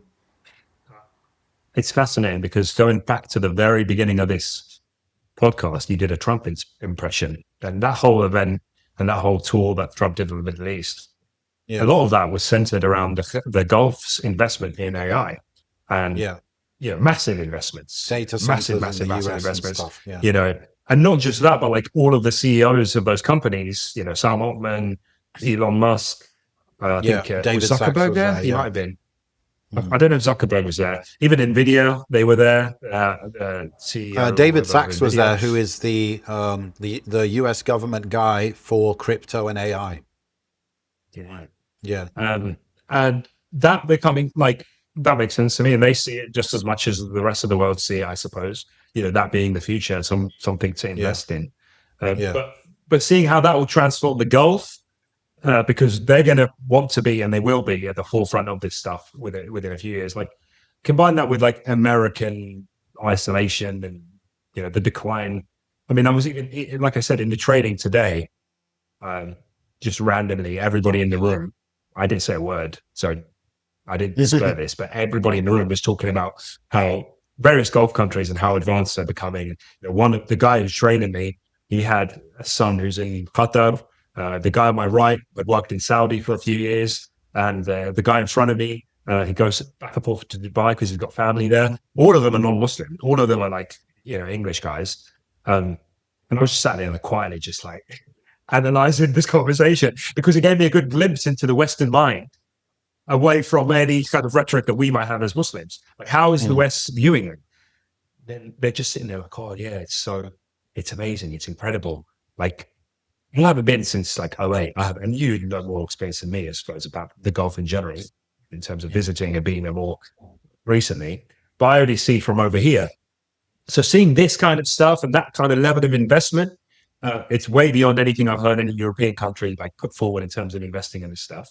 So it's going to be fascinating to see how it affects, the epicenter of the Muslim world in terms of Saudi and in terms of the Gulf, I suppose. Mm. And then the wider implications that might have. Like, is it going to be, how far is the Muslim world going to go with this? Because this is the topic, isn't it? And speaking about Muslim countries and their adoption affects the Muslims, the Ummah as a whole, as opposed to us. Well, not you yourself, you're in Turkey, but us diasporoids in the peripheral who may be listening to Mind Heist. It'd be Mm. interesting what the implications are for Muslims in the Muslim world, in the Muslim countries, how this is really going to affect them. I'll tell you two things. Yeah, one is when I go to Algeria, I always ask people about AI and stuff, Yeah, and very few are on it, to be honest with you. But really. like I have a couple cousins who are teachers. I'm like, do you guys use it? They're like, no. I'm like, do your students use Really? it? They're like, not really. But then I asked my sister-in-law, and she's like, because she's in uni, and I was like, do you use it? She's like, yeah, we all use it. So I guess it depends who you Yeah. ask. But I think that's like one observation. The other thing is, I was going to say, it seems to be, bro, another technological leap that we are following on, right? Because there's pretty much only, I think there's pretty much two countries where all the research and development of these technologies are, and that's the US and China. And from what I mean, look at Sam Altman. What's his background, bro? Like, he's got a certain background, and he's not the only guy, obviously. But in the end, bro, Silicon Valley is Silicon Valley, and we're using their products again. It's like we're using their products. We're asking dream interpretation from their products, right? Yeah. And so, I mean, I don't think I haven't. What Muslim country has this kind of innovation where they would actually be coming up with their own models? I don't know. I couldn't say. But again, I just feel like we're following basically, and because we're following, and because this is such a accelerating technology, whoever wins this seems like their power will just become centralized even more than if we look at the previous wave of internet, let's say. So the internet has been monopolized by Silicon Valley, and it seems like this is being monopolized by, well, Silicon Valley or China, Shenzhen Bay or whatever they call it. So I don't know, bro. Of course we can use it. We can even spin up our own layers on top of their like language models, like Tertil or whatever. Obviously that's built on top of somebody's thing. I don't know which one it is. Might be multiple. But in terms of being the innovators, actually creating and actually dictating what are the ethics and principles by which this should operate, we're nowhere in the conversation again. I mean, I interpret it all a little bit differently than you. I think you put a lot of emphasis on those countries, and I don't see it like that, at least anymore. I feel like that outlook is really outdated in this day and age because all these organizations, these companies are very much decoupled from the country they originate from. Like if the US isn't the government, isn't treating OpenAI the way OpenAI wants, then OpenAI can just pick up and go somewhere else because they've got the ability to. These are like floating entities. But I'm not talking about the government. So we could say, like in the US, we could say OpenAI, Anthropic, whatever, yeah, they were developed by Mormons. Yeah. Then I would say, okay, they've got Mormon principles in them somehow, right? Their decision making is Mormons. But I know this is all coming from Silicon Valley, and I know how people over there think. So it's not about the government; it's about the people behind these companies and models and stuff. Well, I think this is the interesting thing about the Gulf's investments because they're monarchies and they're less prone to democracy and all those kind of the sway of the people. Whatever their, each individual country is different and each monarchy is different, but whatever their principles are the ones that they dictate will operate in that country regardless. And also, it's all going to go to the highest bidder as well. Like a lot of these companies are publicly traded companies. If you suddenly buy out the company, that's it. You are the owner of that company. It doesn't matter who made it. It doesn't really, like look at Twitter, for example. Jack has got nothing to do with it. Now it's Elon running the show. And how much money does Elon have compared to, a few Saudi princes or whatever? Like their money isn't undisclosed. The only reason people focus on Elon is because his net worth is public and it's publicly accessible. Yeah. But when they loud. XYZ. Yes. Yeah, and it's very loud and whatever, but there's richer people that don't publicize it because they have no need to. Each monarchy of the Gulf, for example, doesn't need to disclose how much money they have available to them or assets. But you're talking about what could happen. But I'm just talking about what has happened up until today. Yeah, because this signaling of this investment shows to me, they've just bought the whole thing and they will drive it from this point onward. It's like, okay, thanks for all the development you've made so far.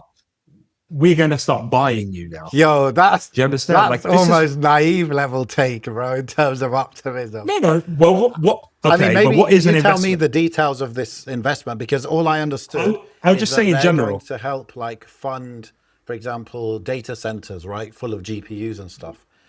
As an investment, like in terms of we'll put whatever 10 billion into a data center and we'll get our royalties or whatever off of that. That's why I understood. Obviously, when you're investing 10 billion, you tend to have some sway or some influence. But maybe what more than that do they have to the level where they're dictating these kind of things? Do you know something I don't If know? you break it down, no, it's just if you break it down, look, this is a signal of things to come in the future. I mean, what 600 was it? Like 600? Was it 600? We're getting trillions crazy? and trillions and billions. And trillions. Biden And look, didn't get any of this. We got it all. We're making America it's all great about again. it's all about perspective. I'll tell you why. Not Yeah. to get too political because this isn't what the topic was, but I think it's really important. If, as America said, we are investing $1 trillion into Algeria, what does it look like to the average Algerian or the average you or me or Muslim? Oh, America's buying Algeria. Whoa, peak. We're getting colonized again. But when it's the other way around, and the Khalij are investing into America, everyone's like, oh, they've just sold themselves to America. The Gulf have sold themselves to America. I can't believe it. So when they're in, do you understand what I'm trying to say? But if you detach yourself from that bias, you think about it. Actually, But I get that, bro. 100%. I agree with you 100%. Yeah. So what I'm saying is the gut reaction of people when they see that, and obviously, Yeah. outside context, is important because we all know Exactly. about I think it's the context genocide that in makes Gaza, people. What I'm saying is, if this wasn't, reactions. I don't know, but if you were to exclude that and just think of this like a Yeah. cold-hearted business deal, because at the end of the day, a lot of these people are doing that. People behind Yeah. these are just making cold-hearted, calculated business transactions with no Yeah. morality involved. So let's just look at it black and white and remove our own biases and emotions from it. Yeah. They are buying American companies and literally owning them. Investing that amount of money into America is like owning Okay, it. but tell me if you about look that. Tell me more, like details. What I'm saying to you, you've seen it, even the number $1 trillion or trillions. Okay, that's not America investing it in the Muslim world. That's Muslim countries, whatever your opinion is of them, doing the opposite and buying out that. So that means whatever it means there's sway, it's ownership, there's influence. The same way that America colonized the world militarily. It's like economic colonization by the Gulf. I mean, if you look at even in the UK, there is significant land ownership by Qatar, for example. Yes. I think that Qatar investment, I think it owns like 533 acres in just London. I think a quarter, I can't remember how much of it. There was like a big percentage of Heathrow Airport is owned by Qatar. Yeah. Lots and lots of properties owned by Qatar. Even here in my day job, sometimes I have to speak to landowners and stuff. And even recently, I had to send some letters off to some addresses. And then I was like, why were these addresses in Qatar? There is, all these buildings and all this property is owned by Qatar. So I have to send some communication to Qatar. And I was like, wow. So, and obviously there is creeping conspiracy theories by the right wing, non-Muslims about Qatar. Qatar is everywhere. So, and it's fascinating actually. By the way, that was a good quotable from Trump as well. I've been saying it wrong this whole time. It's not Qatar, it's Qatar. Qatar. They told me it's wrong. I said, fine, I'll say it the way you want me to say it. Qatar. So I'm saying Qatar. I was wrong. Biden was also saying it wrong, but now I'm going to say Qatar. There's actually an article here from 2 years ago from The Guardian. The headline says, "How Qatar brought up Britain." As the world's attention turns to the Emirate for the World Cup, observer investigation reveals it and its ruling family have amassed a 10 billion property empire just in the UK. And what that tells me is that, look, no matter what you think, what you feel, what your personal biases are towards the Gulf or whatever context surrounding it, they think that the West is getting bought up. It's like, it almost reminds me of that piece of the pie. Everyone's taking a slice, and all the people eating at the table are people in the Gulf. And that leads me to think, okay, look, there is room for optimism, because I would rather, and you've had your own opinions, I would rather that, I'd rather Elon Musk, for example, gets bought out by Prince, what's his name? Oh, Walid God. bin Talal. Walid bin Talal, who was the second highest shareholder of Twitter. And they were sitting side by side in that, I don't know if you noticed, in that, Okay, I didn't see that. the tour. In the tour, if you notice, I think it's him. I'm pretty sure it was him. I found that really awkward. That was a funny picture. I was like, oh, because he didn't want Elon to buy it. He didn't want Elon to buy him out. But listen, it just made me think, well, he's so close to getting Twitter. These guys are investing so much in all these technologies. All these companies and organizations, they have no look. Their loyalty to America is very thin. Like, it's not like the old days where, and I'm talking about like 100, 200 years ago, where there were allegiances to the state where you produced your thing and you were kind of tied there and that was it. With the globalization, you just pick up and leave. I mean, it's already happened. Where does everything get manufactured? It doesn't get manufactured in the States. And Trump is trying to pull everything back with tariffs and all sorts of stuff. But it's not going to work, is it?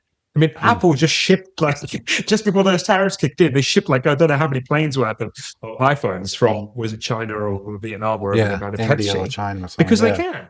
If production is too difficult, if operating in such and such country is too difficult, we just switch it off. Look at another example, and I know I'm going on, but look at just the marketing in different countries. Like, look at all the pride flags that come out of the West for certain companies, but then look at their social media accounts in Kuwait or in Qatar or in Saudi, whatever. It's just, there's none of that.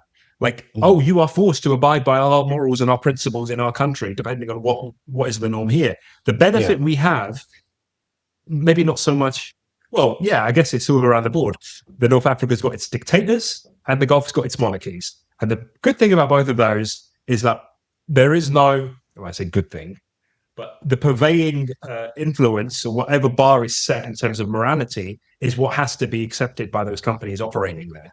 And it can't be swayed or changed by some sort of democratic vote or those kind of things. Now, obviously, there's a lot of negatives that come with that form of governance. But I would personally prefer a benevolent dictator or a benevolent king than chaotic democracy, right?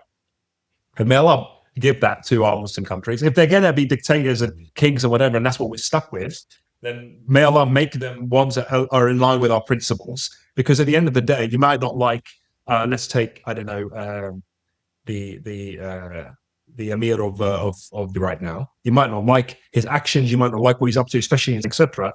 But what I'm saying is, look, the reality is, when he passes away, he will be replaced. It's not like we can go and vote for another one, right? And I would like to think we wouldn't want a revolution to just destroy what's kind of there and let's build on top of it. But we'd like to think the next one that comes along, if it's not him being guided, the next one that takes his place will be better and more aligned with our, understanding of Islam and our principles, etc., etc. And actually, oh, look, I've just inherited OpenAI and this and that, and I want to impose these principles on it. So the reason why I'm an optimist, and maybe I'm too much of an optimist, is whatever these guys are, these kings, these rulers that are amassing now wealth, is ultimately going to be inherited by Muslims some point in the future if it remains that way. And that's my vision. So, okay, the groundwork is being set now by people that might not be the best of people. But if you're an optimist, you'll say, well, listen, I would rather it be in our hands and we will work it out between us than permanently in the hands of the people that aren't Muslim that made it and they're over there in the West. Like, you see that mode of thinking? So no, I get that. I get that. I would just say, just to keep it on the topic of the AI thing, firstly, these pledges of investment, let's see how much materializes. And when it materializes, I believe if they pledged $1 trillion, for example, why wouldn't 100 billion or more actually be invested? Why not? Like, that's reasonable. Not to mention, like, it is a priority of the US to have their own, for example, chip fabrication places over there in the US, right? They claim that's a national security issue for them. They want it there. And, like, I know, because I listen to podcasts and stuff around this. I know, like, Intel is building one. Samsung was supposed to build one. They didn't in the end. The one Foxconn, I think, who does a lot of Apple stuff, they were supposed to be building one in the US. A lot of these didn't materialize, okay? So they want it to happen. And, they might need funding, they might need whatever. So yes, that might happen. But what I was waiting for you to say, in order to like justify this big influence that they're actually going to have over companies like Anthropic or like Meta or like Google or like OpenAI, is for them, if you said, oh no, it actually happened, X country has actually now bought a 30% stake in OpenAI. Okay, now that's something real. Now that's like, yes, that does give you leverage, right? However, so if that kind of thing happens, then that is real influence. But the third thing is I'm not interested, bro, in the color of the skin of the guy who makes this stuff. I'm not interested in their name even. I'm interested in what principles do they hold and what are they building this technology on top of in terms of their worldview. Yeah.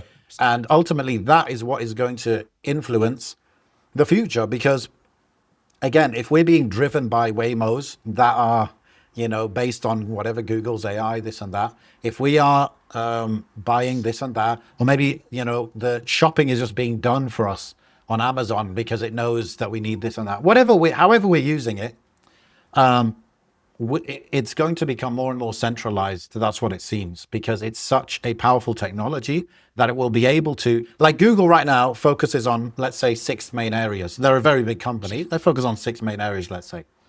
But when they have quantum computers and their own AI, why wouldn't they just be like, look, you like team of 2 employees and we'll give you this much quantum compute power. Can you just work on the problem of whatever, farming and this and that? So Time now, travel. right, time travel, yeah. So it's like, before you know it, they've dedicated just like 10 employees and some quantum computing power to that thing. And now they have like a $50 billion company in farming all of a sudden, right? And that's only happened over like a 2-year period. So you see what I mean? Yeah. How centralizing this is for power.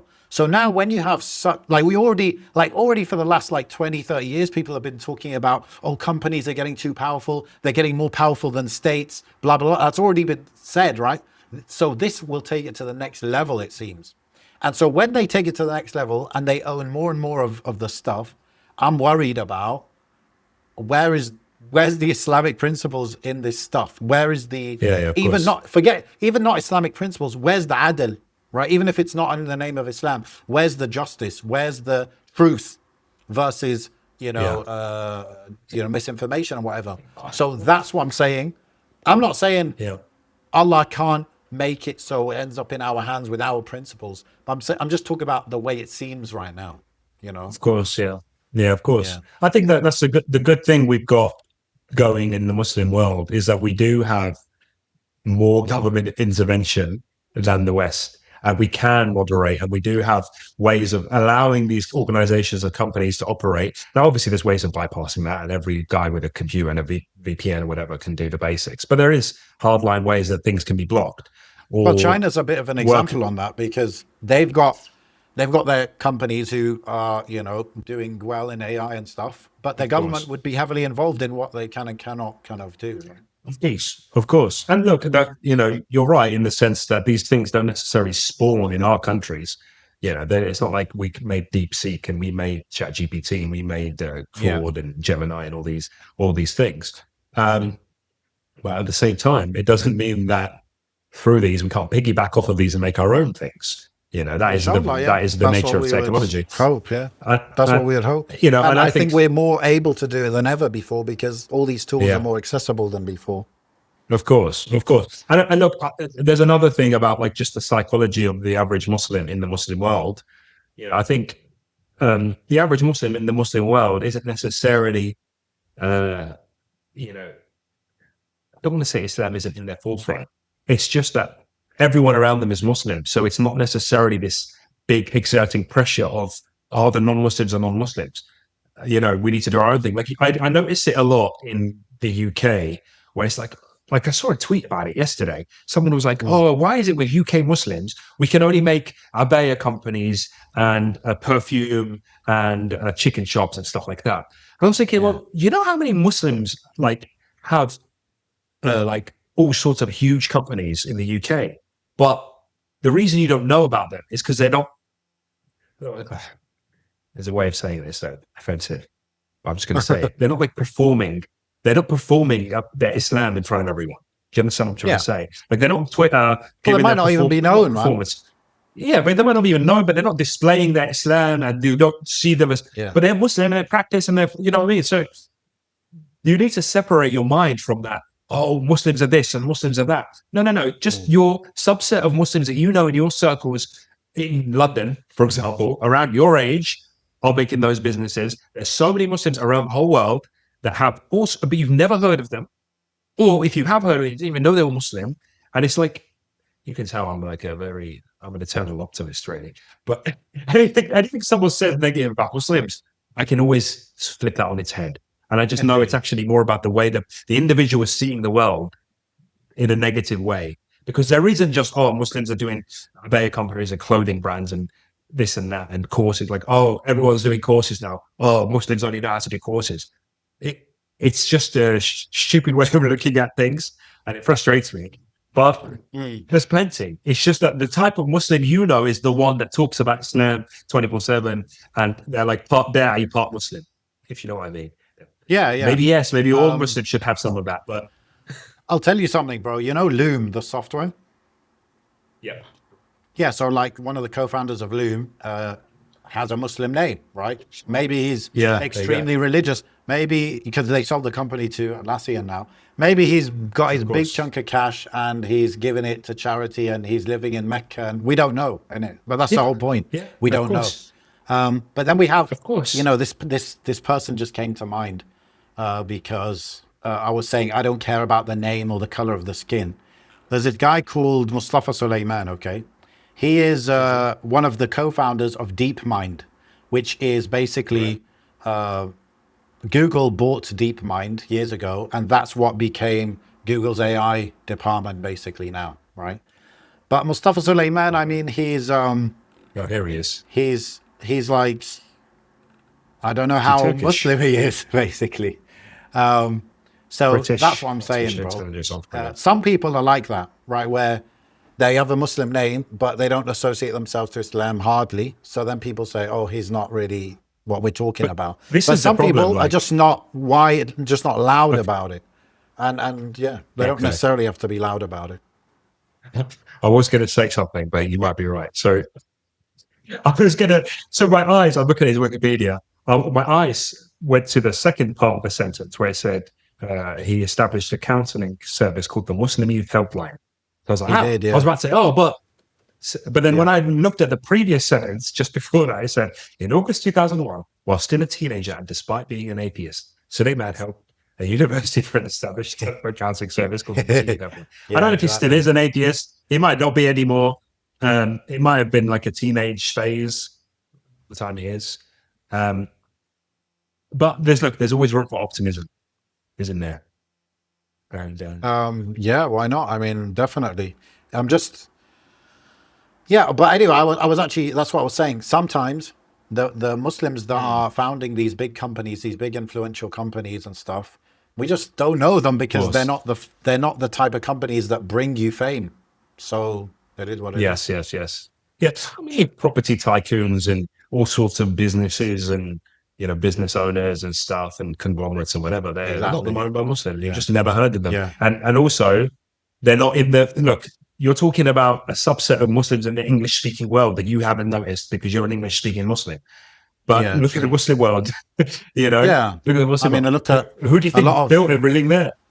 Yeah, exactly. Like there are a lot of families in Saudi Arabia, especially that are known where they're very wealthy and they do a lot of charity work and dawah work, like a Rajhi family, for example. Of course. Al-Bayt, you know, everyone knows the story of Al-Bayt, where it was founded on the idea of giving charity for every meal you sell and stuff. Yes. So, but it's a chicken shop. That's it. That fits the stereotype. Right? Yeah. I'll tell you something good, though, something positive. If you look this up, Malaysia is big on AI data centers and I think chip fabs as well. They're actually building the fabs in Malaysia to produce chips and stuff. So that's pretty cool. That's pretty cool. Again, I don't think it's Malaysian companies doing it though, but it's still something. I mean, we live in a world, a time now where, like I said, it's companies above countries, and there are these big floating entities. And really, the only way you can topple that and compete with that is literally buying out one or two massive. I mean, you're competing with BlackRock, and you're competing with what's the other one? Oh, State BlackRock, Street and there's and another stuff. one. Yeah. I always forget the other one.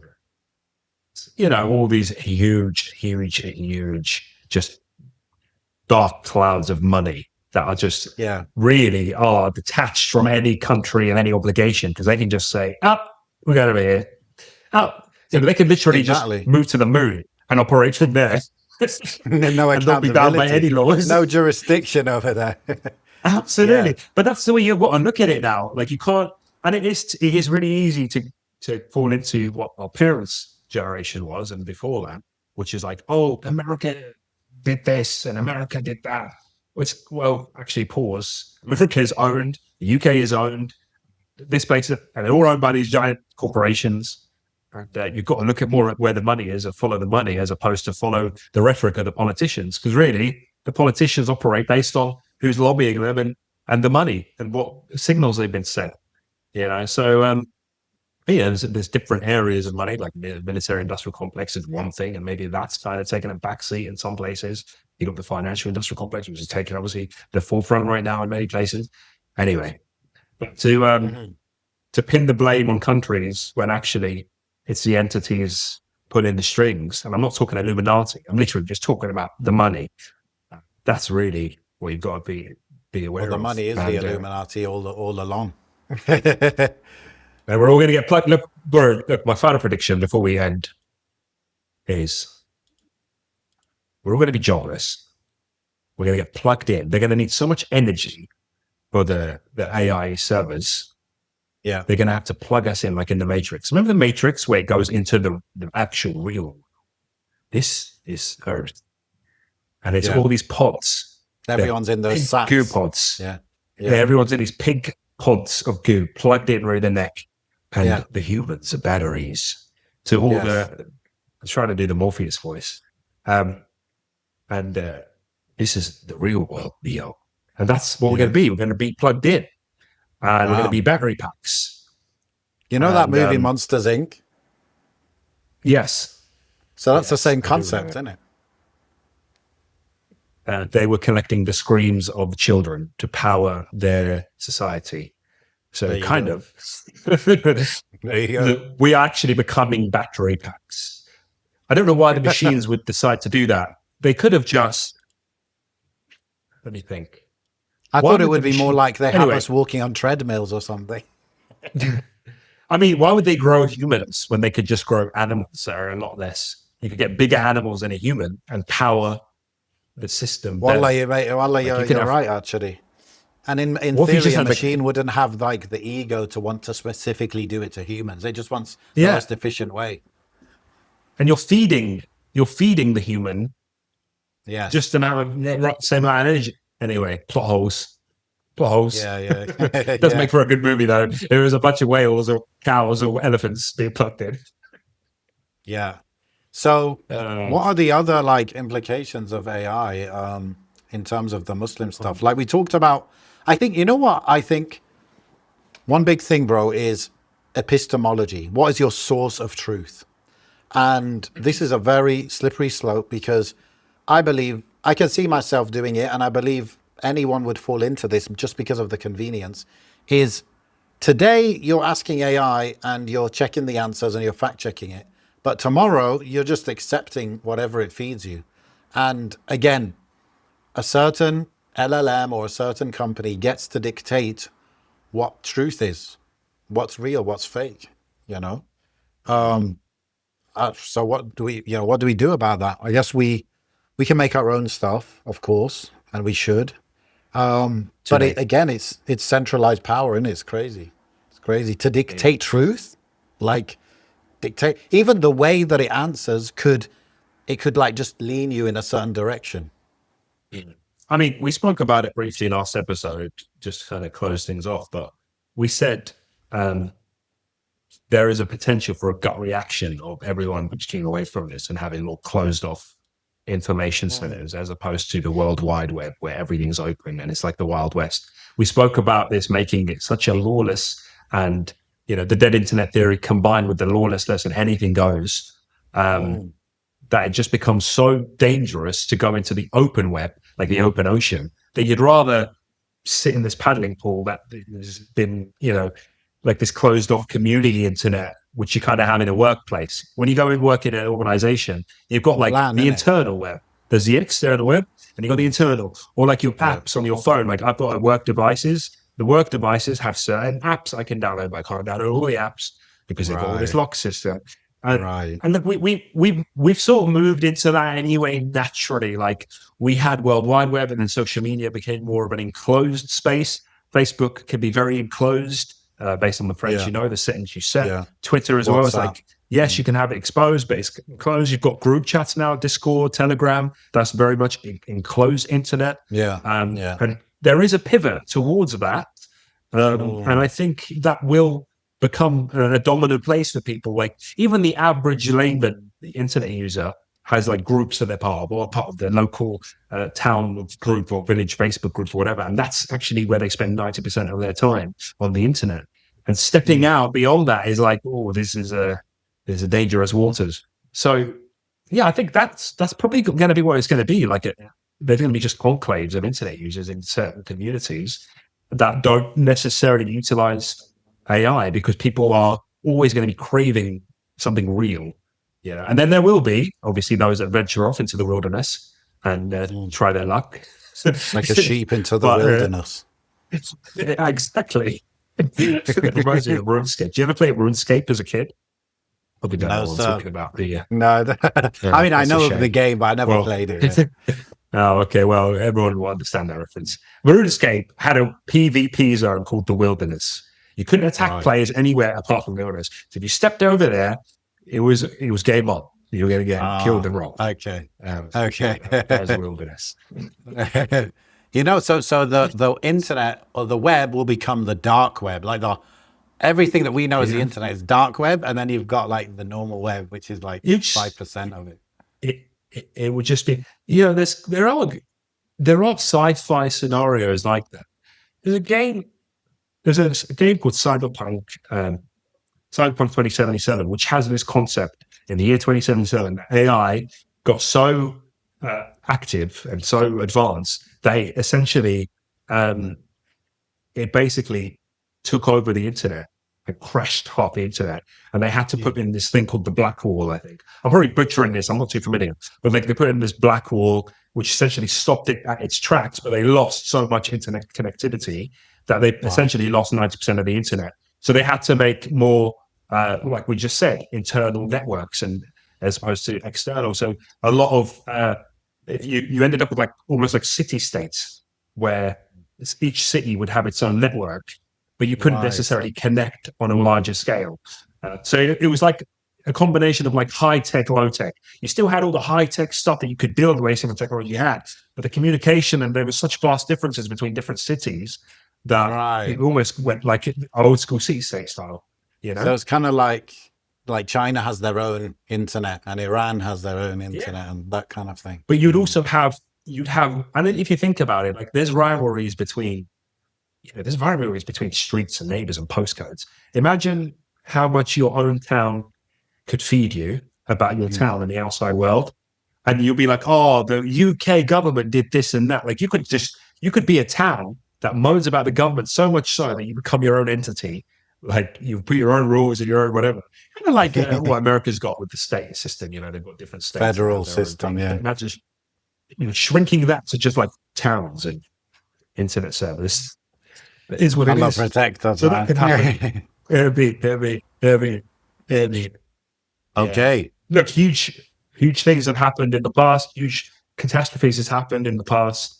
We are not immune to that. I'm not sure I'd be negative now. I'm a traditional optimist. But don't ever say, why me? If something huge happened, never say, this isn't in the script. I live a comfortable life and this is the way it always should be. No, things in like Spain and Portugal had like 24 hours or whatever it was, 10 hours of electricity gone. That could happen for months. That could happen for years. Nothing's stopping that. So, but we could be optimists because that's the way of the believer. Isn't that correct? Yeah, 100%. Everything, life comes with tests, and whatever the test is that Allah gives you, you just got to try and pass it, no matter what it is. Of course. Of Okay, course. subhanakallahumma wa Which you bihamdik, could. ashhadu an la ilaha illa anta, astaghfiruka wa atubu ilayk. See you next time. So, see you next time.